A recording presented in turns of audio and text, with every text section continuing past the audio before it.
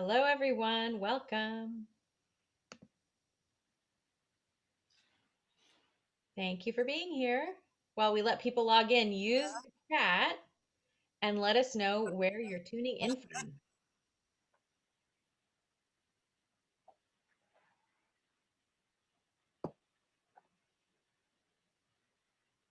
Where are you?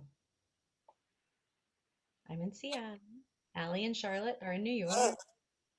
The Berkshires, Ballard, hello. San Jose, welcome. Woodinville, hello.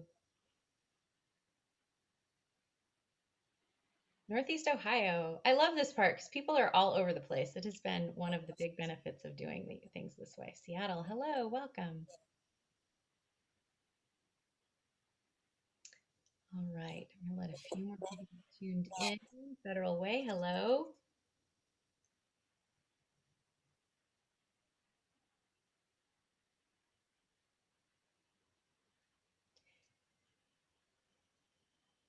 Welcome, welcome. All right, and Karen says she has no video. You might want to try gallery view. Okay, so we're gonna go ahead and get started. Thank you so much for being here, everyone. I'm Laura Hamilton. I have a cookbook shop here in Seattle called Booklarder.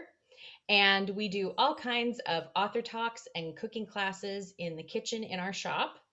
And for the time being, we have taken those author talks to Zoom, where we now have the opportunity, as you can see, to welcome people from all over the country and the world and to do conversations like the one today, where I'm in Seattle and I'm talking with a couple of people in New York who are going to talk to each other. So it all works out really well. We're delighted tonight to celebrate Modern Freezer Meals, the lovely new book by Ali Rosen. She is going to be in conversation with food writer Charlotte Druckman, and they are going to talk about all things frozen meals and, of course, leave time for your questions. So if you could please use the Q&A button in Zoom, which you'll find at sort of the bottom of your screen for your questions. That makes it a lot easier for Charlotte to keep track of them. Then you can use the chat to talk to each other and use the Q&A to talk to Charlotte and Ali. The book is, of course, available at booklarder.com, and I will drop a link into the chat so that you can pick it up there easily. Ali has sent us book plates, and so you'll get a sort of a signed sticker inside the book as well. All right, so thank you for being here, and please join me in welcoming Ali Rosen and Charlotte Druckman. Hi. Hello. Hello. Well, Ali and I could pretend that we're so happy to see each other on Zoom and it's been ages. But the truth is that we actually live 3 blocks from each other. And I realized that our friendship, which really I think it is a pandemic friendship. It was defined by and through the pandemic, but it was also really parallels the writing of this cookbook. We became friends at the time that you signed your book deal and you started working on it. But I think you actually wanted to write it for a really long time. So maybe just before we start, you could talk a little bit about, I hate when people use the word the journey, but like the journey that this cookbook took for you. Yeah, no, it is interesting. And I know it is, but this is a little hilarious for everyone watching because we do go on walks together constantly. So to see you on Zoom is very funny. But yeah, I mean, this book has really been so many years in the making. I have pitched it for so many years, really, since my last book came out, Bring It, which was about potlucks. And I started freezing a lot of food when I had a kid. And then frankly, my mother was diagnosed with breast cancer 5 or 6 years ago. And she lives in Charleston and I live in New York, and I would go to Charleston, I would freeze food for her. So it just started me on a journey of figuring out like what things I could actually freeze. And I started to become sort of surprised at how little information there was on freezing. Generally, there aren't a lot of great cookbooks out there for freezing, although, another great cookbook by Ashley Christensen came out this year. So people are finally starting to realize the value of freezing. But you know, when the pandemic hit, my agent actually said to me, like, I mean, because I pitched this book for many years, and I kept getting, you know, publishing is so driven by trends. They would say, oh, well, you know, your first book about entertaining did well. Why don't you do another entertaining book? And I was like, no, but that's not what I want to write. And so I just kept sitting on it. And then when the pandemic hit, suddenly a lot of publishers were like, oh, it'd be really great if we had a book about freezing. So I'd already written a lot of the book because I just sort of kept writing it and hoping somebody would eventually let me publish it. So now I'm very excited it exists.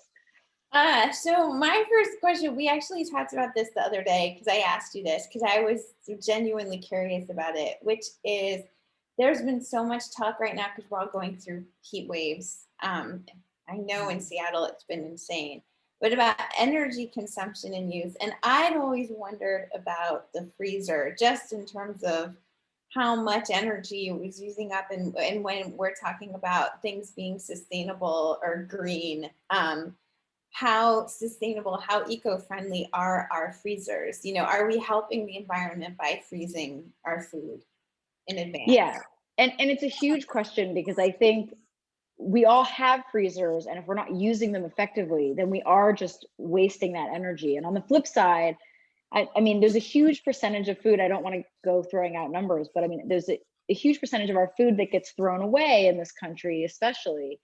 And oftentimes that's just because like we don't have the time or energy. We buy things with the best of intentions. And so I think using your freezer and then having the right containers and the right materials to freeze in. I think there's an impression that you have to freeze in like Ziploc bags. You know, whenever you look at articles about freezing, it's always like, put these things in these Ziploc bags. It'll make your life so much easier, when actually I think it's easier to freeze in containers that are then, you know, oven safe and microwave safe. So yeah, I mean, I think that for people who care about sustainability, the freezer, it can play a huge piece of that. And it can also stop you from having to cook over and over again. You know, every time you turn on your gas, I mean, there's been a lot of conversation in recent years about gas versus electric, but you know, if you cook something once and then you're just microwaving it. So in general, I think freezing is very sustainable. Yeah. Which, you know, I didn't realize, I just hadn't really thought about it. I mean, you know, but the other thing that I'm wondering too is what I love about this book is I think we all have these ideas about frozen food, and some of that has to do with, you know, boxes of things that you zap in the microwave. But I also think there's this idea that it's usually heavier foods, wintry foods. Like it tends to be things like casseroles and lasagna, you know, or like a whole cake. And of course, like it's great to have these things in our freezer, but I really like how much fresh produce driven summery stuff is in this book. And we are in summer now, and I think a lot of people aren't necessarily thinking about freezing dishes. And so I thought maybe you could talk to that idea of why we should be freezing in summer, you know, things that we can do to optimize all this produce that we're really excited about right now. Yeah, I mean, and I think that that's sort of where the freezer gets its bad rap, is like you have a whole lasagna in your freezer and then it sits there and then you don't, you know, it's like when you have to take it out, you have to preheat your oven, you then have to heat it for an hour at minimum. And when in actuality, I think a lot of the stuff that we can freeze, like I was surprised by, like, there's a recipe in the book for snap peas, which at least in New York are in season right now. And, you know, if you blanch them and it's like there's a soy sauce on them, you know, if you just put them in the refrigerator to defrost and you eat them straight like that, I mean, you almost can't even tell that they were frozen, which is a crazy thought, right? Because we get, you know, you can get snap peas all year round, but they're not the same as the snap peas you get right now. And I think a lot of people assume sort of for preserving, it's like the canning and the pickling and the fermenting, and actually like the freezer can retain a lot of that flavor that you wouldn't get otherwise. Like there's also a tomato sauce, like a blender tomato sauce, which isn't cooked. And I love that recipe because it's like, well, why does tomato sauce, you know, we think of it as this thing that has to be like cooked down for many hours, but actually when you have those great tomatoes and you have that flavor, you can freeze it in a way that obviously it wouldn't work for canning, because with canning, you have to then heat it. So I think that a lot of sort of what we think about preserving food has sort of come from this like romantic notion of canning and fermenting, and like those seem sexier than freezing, but actually a lot of produce freezes so much better than it cans because it maintains a lot of its freshness. I mean, that's not true for a lot of very heavily like water based. I mean, that's why tomatoes, you have to do it as a sauce rather than, you know, with snap peas, which hold well, or things like fennel. There's a lot of vegetables, hardier vegetables that you can blanch and then freeze and they hold pretty well. The higher the water content, sort of the more you have to blend it to make it work. But yeah, I mean, I'm a huge proponent. I mean, I get, you know, I have some ramp pesto in my freezer from the spring, as do you. You know, which is like when you want a little taste of spring. I just did like my whole blueberry, you know, I go on like a blueberry jam crazy kick every summer, you know, and I did a lot of freezer jam. So I think that, yeah, reminding people that they can cook meals with produce and then sort of save them for later, to me, is the best part of the freezer. And I think the other thing that might be surprising to people is, again, to go back to this idea of what the kinds of things we freeze. I think people imagine usually that they're freezing very big things, you know, like that it's the whole batch of a thing. It's the whole lasagna, you know, it's all the brownies, the entire batch of brownies. Um, you don't really do that. You're looking much more at sort of, you know, smaller batches, or else portioning things out so that, you know, it's a portion for one person, maybe it's a portion for two people, and you can take it out, have it whenever you want, and maybe you have multiples of those so you could feed four people at once. But the point is, it's already batched out and you're not making gigantic lasagnas. So maybe you can talk about that too, and why you do it that way, and why you think people should rethink this idea of freezing the entire, you know. It is like the thing that if I could like change a stereotype about freezing, like that would be it. Because the things that people think you can't freeze, it almost always comes down to the fact that they've frozen it in a giant block, and then when you're trying to microwave it, the exterior is getting overcooked while the interior is still frozen. And of course, if you'd done it in single servings, it would heat up so much faster and you wouldn't have that overcooking. I mean, pasta is a great example of that. There's an entire chapter in the book on pasta, which shocked me at first, that I kept being like, wait, well, how small, you know, first it was like the really like hearty pastas. And I was like, well, could I do something with spaghetti? Like there's a recipe with spaghetti there, which is like teriyaki carbonara, which is like one of my favorite recipes.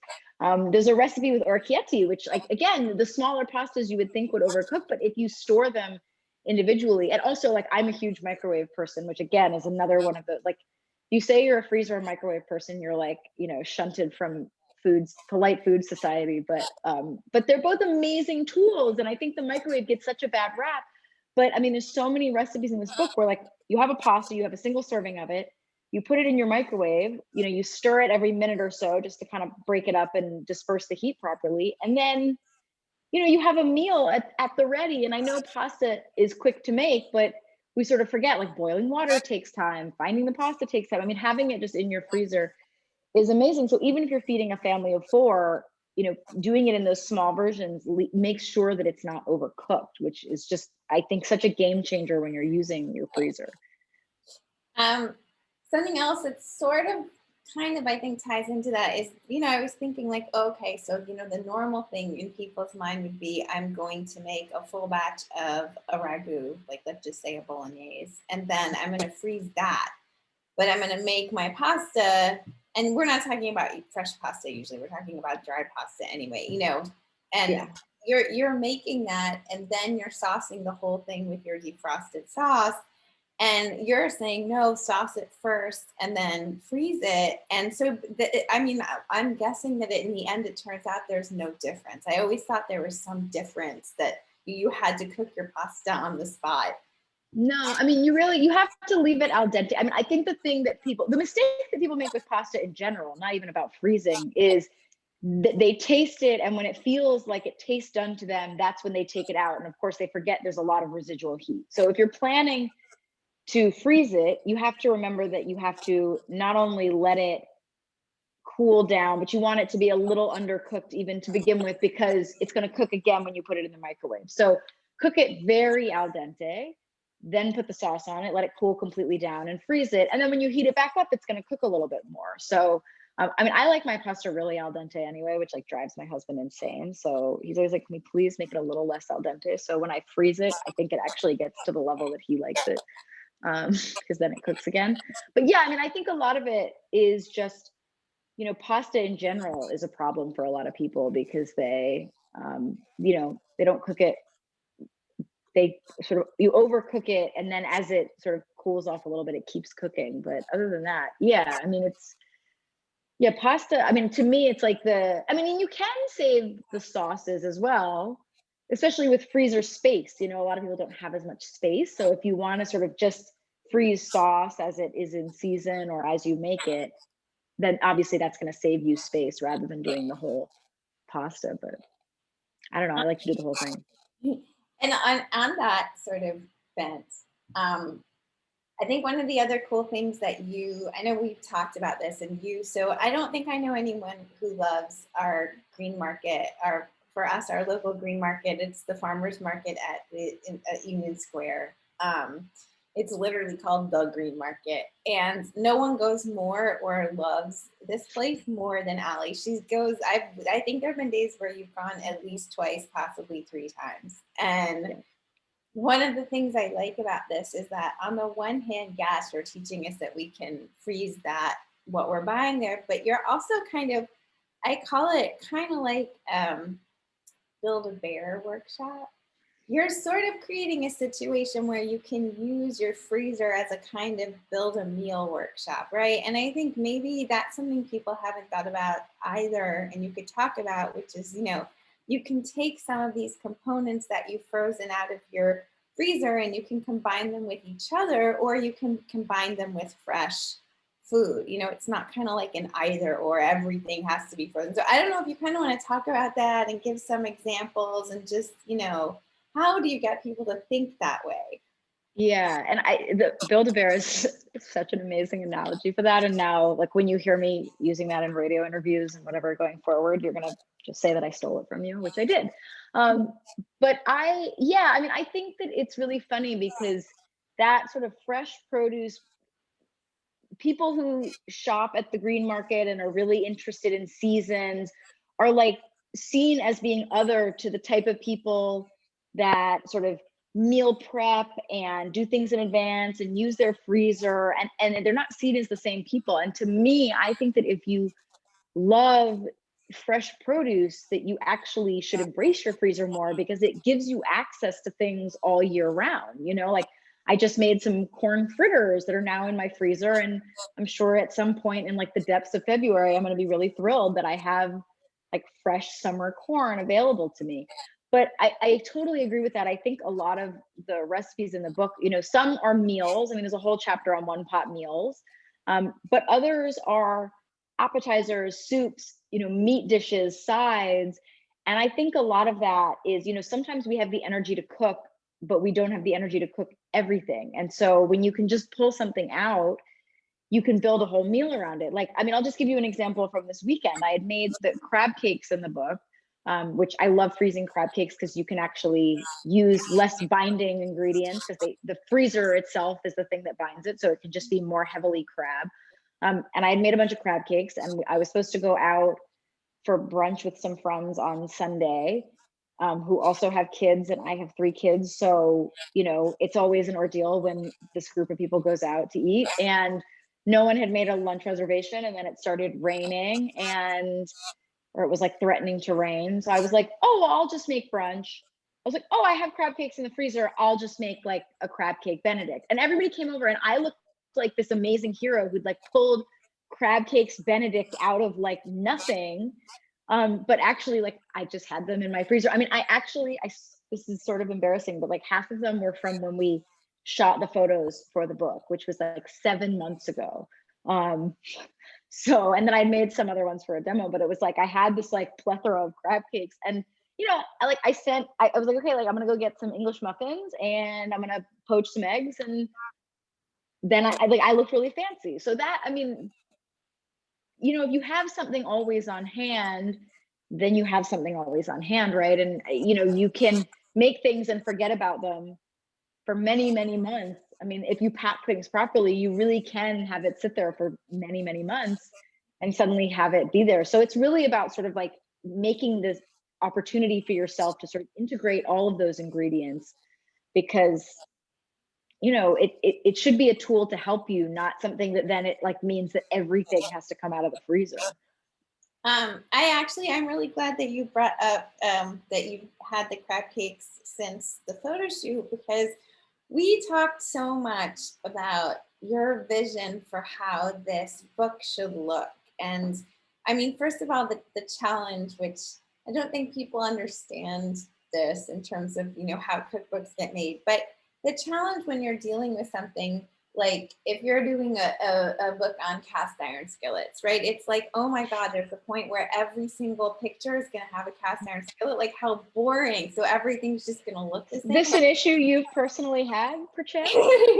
Or if, you know, in this case, it's this idea of how do we shoot things that are frozen? I mean, do people want to see the food frozen? Also, it's like you can only shoot so many things in like some kind of Tupperware-esque container so many times. And so, you know, you'd really thought about that. And also, you know, you also had just some ideas about making it look a little bit more modern and a little more sophisticated. So I thought maybe you could talk about that, about the food styling and the photography and why it really has the modern look that, you know, its title possesses.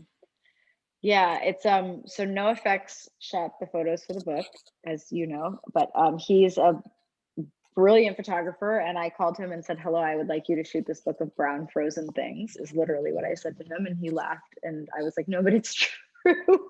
And yeah, I mean, it was really important to me.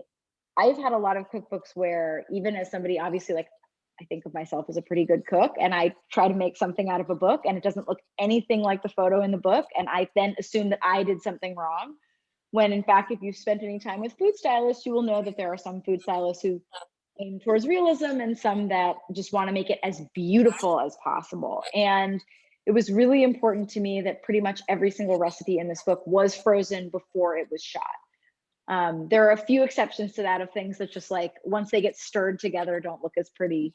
Like there's a fennel and orange salad that like once the cheese goes on it and melts, it was like sad. So that one wasn't frozen before, but pretty much everything else was, because I wanted people to be able to make the food and feel like it looked like that. But so we did a lot with the styling, because of course the food really looks like what the food looks like. So there's a lot of bright colors.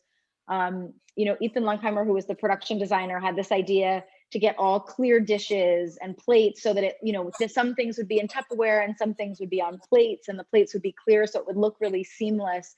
But we went a little bit crazy with like napkins and scarves and colors and backdrops. And if you know, Noah has done a lot of other books, and he can go, this book is not as zany as he goes. He's done some really amazing books. He actually shot, like, one of my favorite cocktail books is Tiki, and his photos in that, it's like something, you know, they're beautiful. But yeah, I mean, I think it's really important, and I think a lot of cookbook authors sort of forget this in the photos. Like it has to look like what it looks like, you know. So it is a lot of brown frozen things, but they're delicious, and if you put them on a colorful plate, it looks great. So yeah, I was really thrilled with the photos. It's also, I always say, we know that most of us, at least, unless all we ever do is eat at some really fancy restaurant, we all know what, you know, like a long braised short rib dish looks like, and we all know that we love it and it's delicious. So I don't think when anyone sees that on a plate, they're thinking it looks gross. I think most of us are like, yum, it's short rib. Like, I think if it looked too clean and clinical, we might actually want it less. Just you know, right. To me, I don't know, I like seeing the brown food. I mean, also that's real. That's how most well, they almost put the beef stew on the cover, which I mean, I fought against because I didn't want, you know, it was coming out in the summer and I was like, it needs to be a little brighter than beef stew. But I mean, I was sort of proud that like we made beef stew look so delicious that it could be the cover of a book. You know, that's right. We don't, I mean, who expects their beef stew to be like filled with color? I mean, the photo, then it's like we have like a green pot and it, you know, you make it beautiful, but the food, yeah, I want people to feel like they can make it and it's gonna look like that. Because Well, I have to say, like, I really think I think you guys succeeded. You know, thank you. really, I really like how it looks. I think the message gets across. It's really consistent. It is really bright. It's really modern. I wanted to ask, I'm just gonna say, what do you think? Like, there are a few things in here that actually really surprised me in terms of, that I never thought of freezing. Um, the twice baked potatoes, for example. I don't know. To me, I never would have thought to freeze a baked potato, and this is genius, and they look delicious. So, are there some other things in the book that you think are going to surprise people? That they, aside from the pasta, because I think that's actually also surprising too, and to see so much of it in such a range. Yeah, I think that the meats are what is surprising. And I think also because it is, I'm somebody who like, I write and I research. I like to see what else has been written on a subject before I write about it. Obviously, there's a lot that's been written on freezer food.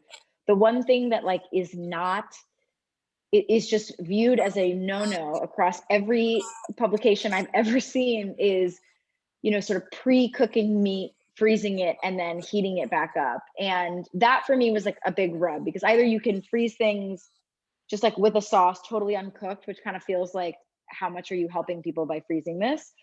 Or you can cook it all the way and then it sort of gets rubbery. And I sort of, testing a lot, found like the happy medium of, the problem with cooking a lot of meats from frozen is that you don't get that sear, right? Because if you try to sear it, then you're going to cook the outside too fast and the inside won't cook. So a lot of, there's like a pork tenderloin, and there's there's a cinnamon rosemary pork chop, which is like one of my favorite recipes in the book. And it's, half of it is seared, and then you let it cool down, you freeze it, and then you just stick it back in the oven for like 20 minutes or 30 minutes after it's already been frozen. And because it's the cinnamon and rosemary is also with yogurt, is sort of brine in the yogurt and salt, so it brines really nicely, and then it comes out really moist. Like you would never know that it had been frozen. I mean, it shocked me. It was like one of those ideas. And I mean, you obviously have written a lot of books. Like there are some things that are ideas that don't really come to fruition, and there are other things when they work, you're like, oh my god, this idea works. And I think that there's this idea that like you cannot freeze meat. And I think if you brine it, I mean, really like doing a dry brine, and the lactic acid in yogurt, I think is really, really effective in that. It's shocking sort of how much you can prep things. And I think especially for people with some of the chicken dishes, like, people who love to have like extra chicken to sort of like cut up and put on salads and that kind of thing. That kind of prep can really take so much work out of your life on, you want to have a salad, but you want to have a protein on it. You don't want to make the protein. I mean, those types of things can really save time. So I don't know, meat is probably my biggest shocker. It goes to the Build a Meal workshop, Yes. Want it to be a full service menu in there. Exactly. Right. That's what you're looking for. So, okay, what are some of the things that are the most conducive to being frozen? What are some of the ingredients that like we, and I guess related to that, what are their qualities that make them so, optimal for freezing? What are we looking for? Kind of the same way you were describing with produce, that more water dense vegetables don't freeze as well unless they're par cooked first, right? So what are some other products, ingredients, even meals that you think really lend themselves well to freezing? Well, I would say dough.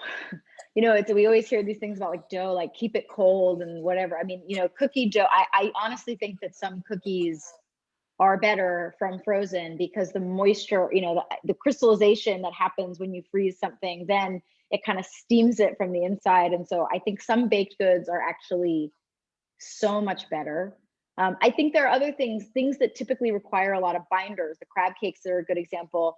There's a salmon potato pancake that I love because you can basically like make it, and it's sort of like it's like lox and cream cheese and sort of grated potatoes, and when you freeze it, like anything that's fried, I think that goes better from frozen because you get that really like beautiful crusty exterior and then the pillowy interior. Like there's a ricotta gnocchi in the book that like you can do it from fresh, and it's like it's 10 minutes to make fresh pasta. It's like one of my favorite recipes, but because if you make it from frozen, like the exterior gets that wonderful like chewy pasta deliciousness, and then the inside is just like ricotta, it's just like creamy ricotta because of that dichotomy. So I've been surprised that sort of some recipes are actually improved upon.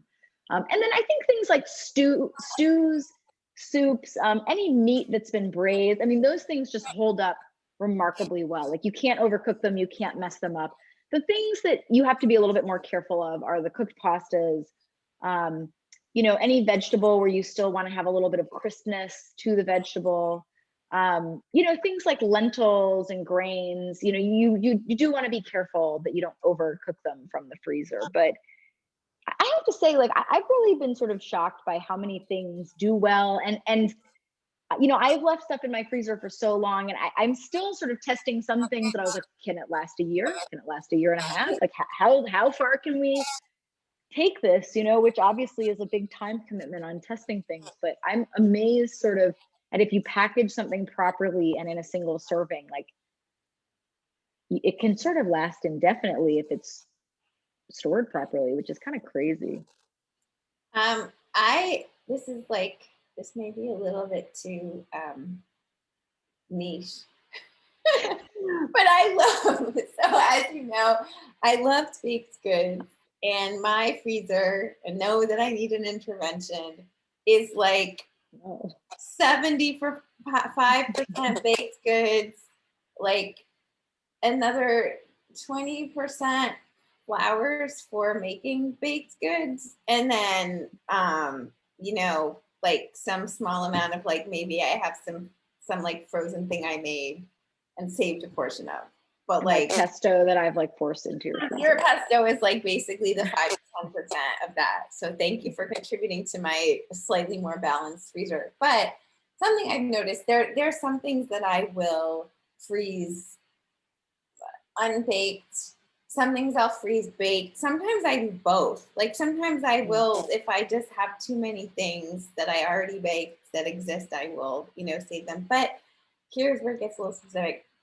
Some stuff I've noticed, and I was talking to someone else about this today, coincidentally, who was saying that she just made some cookies and she thinks they taste better out of the freezer. And I was like, oh my God, thank you. Because I always feel like a weirdo. There are certain things I actually like eating out of the freezer. I'm speaking specifically to baked goods. I actually can't think of anything else where this would work. But your pine nut cookies, which I love, by the way, those pine nut cookies are so good out of the freezer, for example. So yeah, I don't know. Is there something about these things, and what is it? What are things if I wanted to eat something straight out of the freezer, cold, baked good, I would be better off doing, and some that no, like you definitely have to warm that up. I think really dense things. So not to get like too science geek on it, but when you think about when something goes into the freezer, what happens is ice crystals form. Obviously, the more that it's packed, the better that it's packed, the smaller the ice crystals. But in general, the more air that there is in something, the more liquid there is in something, the more there is to kind of freeze and get those ice crystals. So with baked goods, the densest things tend to go best from like that you can bake them and then just defrost them, or even eat them from frozen. Like when you think about like a chocolate cake, like cakes freeze well, but the sort of flourless chocolate cakes, the really rich, wonderful ones, I mean, those freeze really well. Fruits, there's a reason why people love smoothies. People eat grapes out of the freezer. I mean, sweet things do well, but I think, yeah, if you're looking at recipes that are really dense, that those tend to do better straight from frozen. And I think, again, it's like one of the reasons that we like ice cream so much. It's that creaminess, it's that texture along with the frozenness. And sometimes it's really nice just to bite into something, right? I mean, when you think about like ice cream sandwiches, ice cream cake, like there's a reason why those things work well frozen, right? And again, I think it's think of density and then recognize that, right, like an ice cream, you know, ice cream cookie, like the cookie itself is frozen. It's like, why don't we just eat frozen cookies also? Like, they're delicious. I do, depending on the cookie. I find that things that are, and this goes to the density thing, things that are kind of either super crispy or super chewy. Anything in between is not, doesn't for me, doesn't do it. But yes, I was wondering if there was some reason I condone it for you. that I shouldn't do that, or like if that, you know, that it was okay, when it was okay. Yeah. And kind of coming off of that, what are some things that people think they should freeze that they should not be freezing? Are there some things where you're just like, oof, why do people continue to freeze this? It's really not the best idea. You know, I think it's just it's the giant casseroles taking up space, you know, and not that those are bad, because I obviously love that. And there's some, I mean, there's like a, you know, no scraps veggie bake in the book, which like I love. And, but it annoys me that that's sort of like what people see the freezer as. So to me, it's like, make a single serving of that and then heat it up later. Like that's, I think single servings for me is the thing that, you know, because if it takes you 20 minutes to heat up your oven and then it takes an hour and 20 minutes to heat up the casserole, like who has time for that? I mean, obviously some people do, but I don't. So that's kind of the thing that bugs me the most. And so, okay, I mean, I understand that everyone's different, everyone's household is different, but like clearly there's an issue with how I'm using my freezer space. I mean, I can even point out some things about it that are actually like not even practical or sustainable, because yes, I love baked goods, but I'm not eating that many baked goods to the point that I could justify taking up all that space in there. And I'm wondering if there's some tips about prioritizing your freezer space. Are there certain things that you want to have more of in your freezer? You know, are there certain things that maybe you should get rid of, or if not completely, you should reduce the amount you have in there of, because they're actually taking away what could be space that you use for something else that's maybe more practical? Yeah, well, I think a few things. I mean, first of all, it's just, I think every once in a while, like, do not put things in your freezer that you're not actually interested in. Because I think like half of most people's freezers is just like the place they send things to die, and they're not ever intending of actually making it. They never open their freezer and they're like, oh, I'm so excited to make this, you know, sausage that I stuck in the freezer, you know, 3 years ago. Like, throw it out, you know, like be done with that. The other thing that I would say is to keep a list. I just do it in like the notes app on my phone, like of what is in your freezer, because I think that we get into this like sort of scavenging mode where like it doesn't feel exciting, and sometimes you forget what's in there. So for me, it's like when I put something in there, I just write it, and I have like one, like things in my freezer notes app. Like it doesn't have to be a complex thing. But then that way, when I'm like, I'm really like, I want something for dinner, or like I want to add something to something that I'm making, or, you know, what do I have?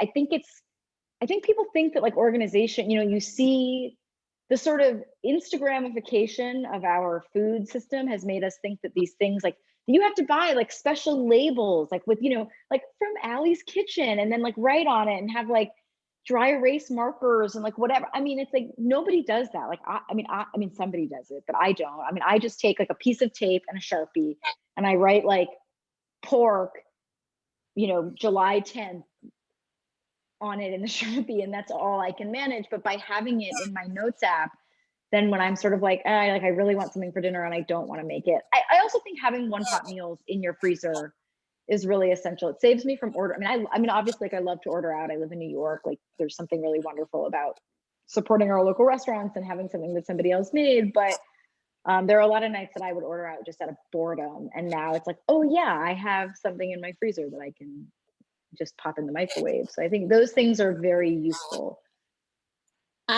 So you are an endorser, and I know this because we've talked about it, and I was like, really, do you really think I need this thing? And of vacuum sealing.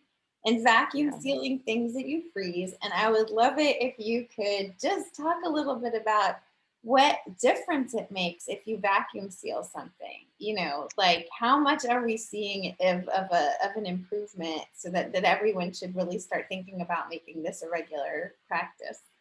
Yeah, I feel like my greatest accomplishment of this year is like, on Instagram when you see people who write like, I use this thing, like product sponsor me. And the fact that I was able to like convince Willing to like partner with me on my book because I'm obsessed with their vacuum sealer.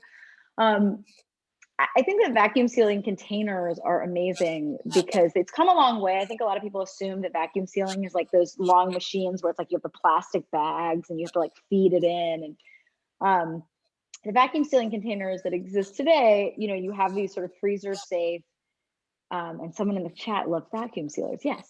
Like, these freezer safe, oven safe, microwave safe glass containers that then you just take a little thing that just sort of like, it goes whoop and it takes it all out. I mean, I love it because I really, the thing that I have found in testing freezer food for so long is that everybody thinks that it's like there's a container or a material or a thing that will like keep it fresh for a long time. And actually, like, none of that matters. The only thing that matters is air.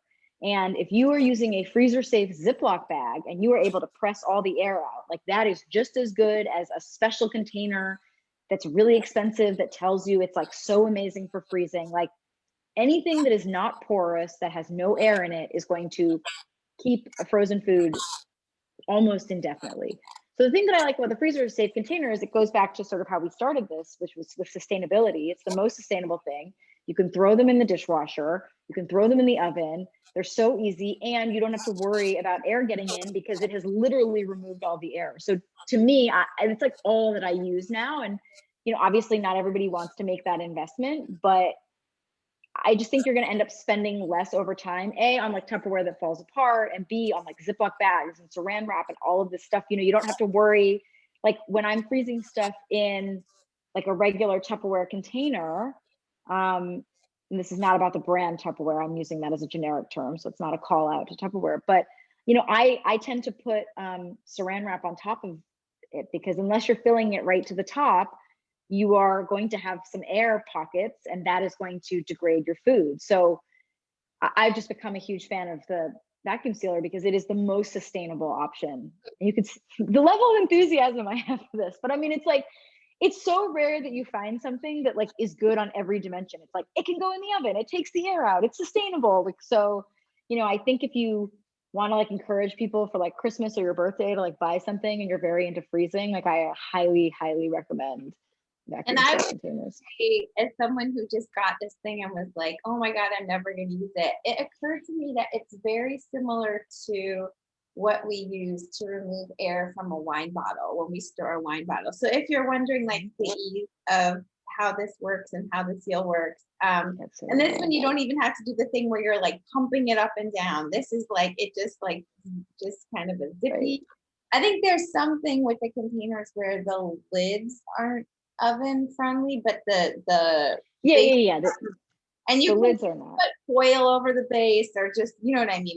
It's really, I have to say, like, this is, and I've been using the containers in my fridge too.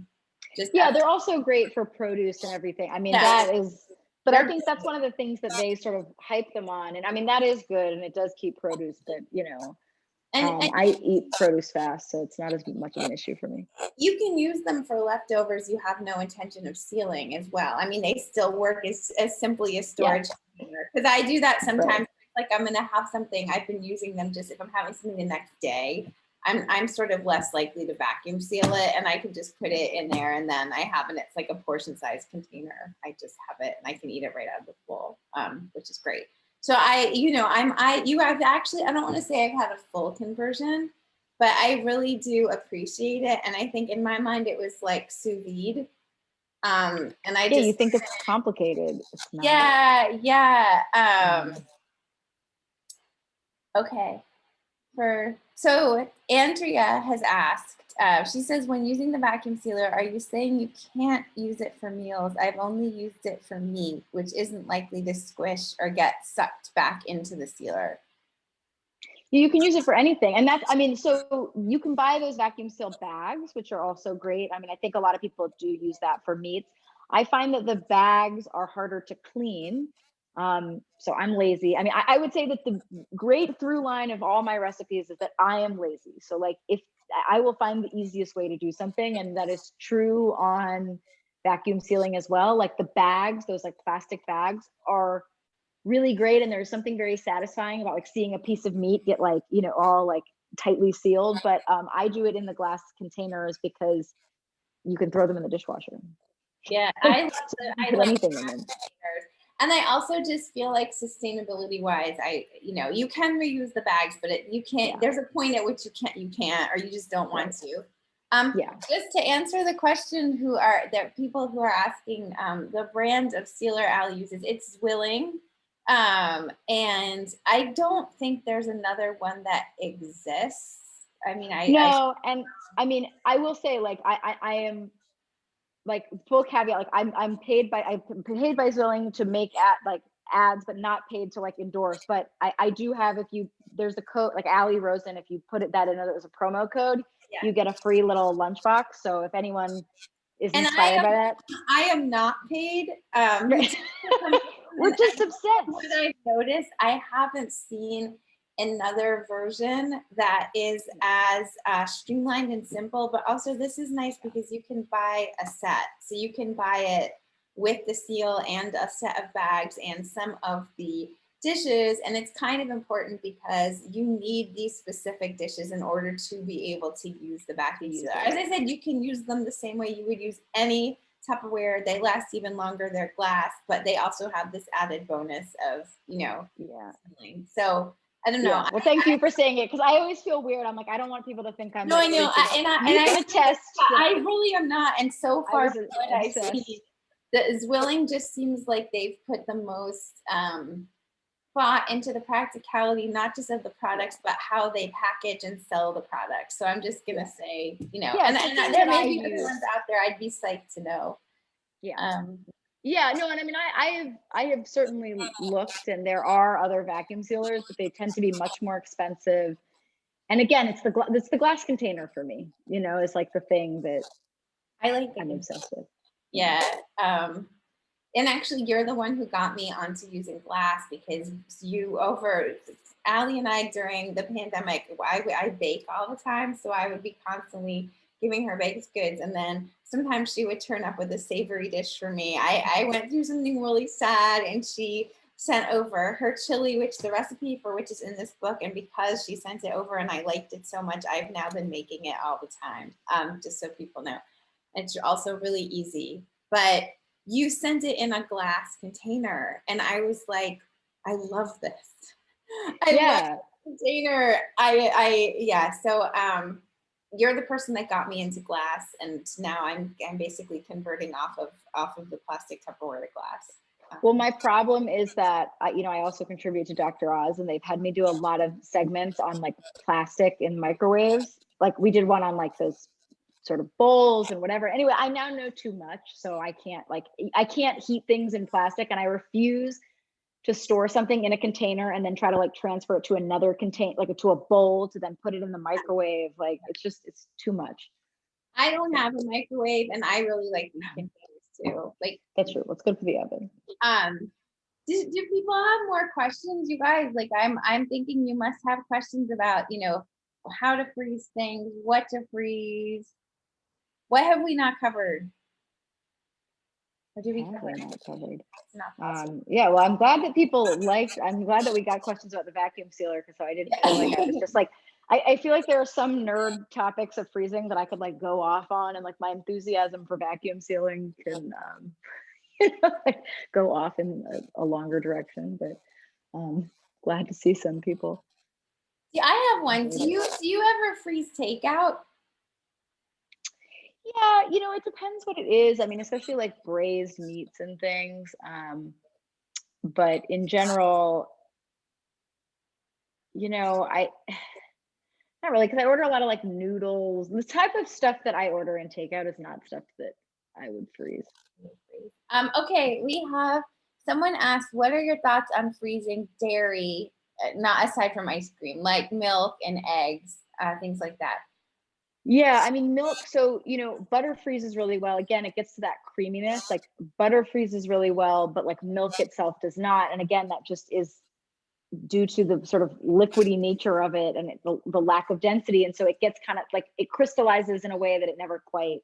If you're going to use milk for baking and for stuff like that, you certainly can freeze it. Eggs, you can definitely freeze, just don't freeze them in the shell because anything that freezes expands. So you can have exploding eggs, which is really fun. But you can definitely freeze eggs. Like if you're somebody who likes to like make, scrambled eggs or something in the morning, you can certainly freeze it that way.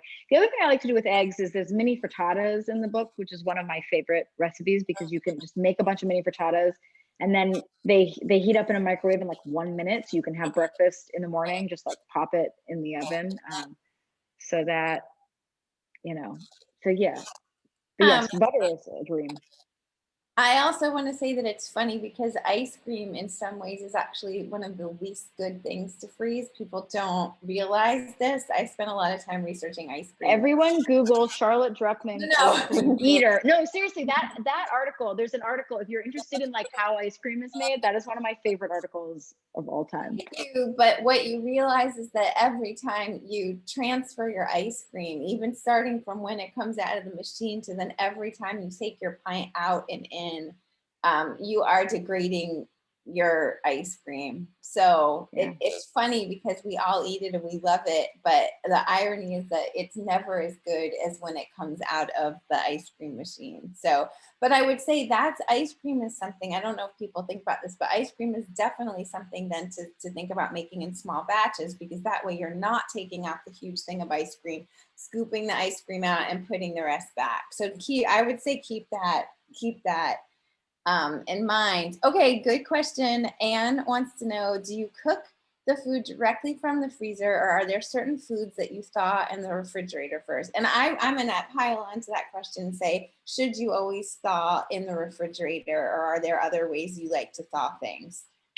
There is, I know that this is something I've spent a lot of time on. There is no magic bullet for defrosting. The defrost setting on your microwave is garbage. So sorry about that for people who want some like magic secret defrosting thing. There is none. That being said, almost everything I would cook from frozen. And there's the book has these like 3 badges. There's like 30 minutes or less, like freezer to table, and one is no defrost. And I would say like 75% of the recipes in the book are not defrosting required. Because, when you defrost something, you're taking, and again, like the science, I mean, I can say either like, just trust me, or I can kind of go a little bit into the science of it. But, when something crystallizes, no matter how, it's never going to be exactly the same. When you buy, like the reason why flash frozen vegetables are so good now, and like when you buy sort of frozen vegetables at the grocery store, is because the speed at which they can freeze something means it freezes so fast that ice crystals don't have time to form. And so there's less moisture in them. Something that you freeze in a regular freezer, you're always going to be adding a little bit of ice to it. So when you let it sit in the fridge, what you're actually doing is like letting it get a little soggier. And then when you put it in the oven, that sort of sogginess is already there. If you take it straight from the freezer and put it in the oven or the microwave, what you're kind of doing is evaporating that moisture so it doesn't like seep in and get it as soggy. So essentially, like for the most part, almost anything that you're cooking, unless it's something that specifically really benefits from sort of staying more crisp, does better when you cook it from frozen, which I know is crazy. But I mean, I'm also like cooking fish from frozen. Like, unless you're trying to get a sear or keep something crispy, there's really no reason to defrost it. And I'm lazy and I hate defrosting. And you have to remember to defrost, which is a nightmare when the whole point is to make your life easier. So don't defrost unless you have to. Thank you for that. I just learned something and I feel a relief because I've been using my refrigerator to defrost things because I don't have a microwave for everything. So that's really good to know.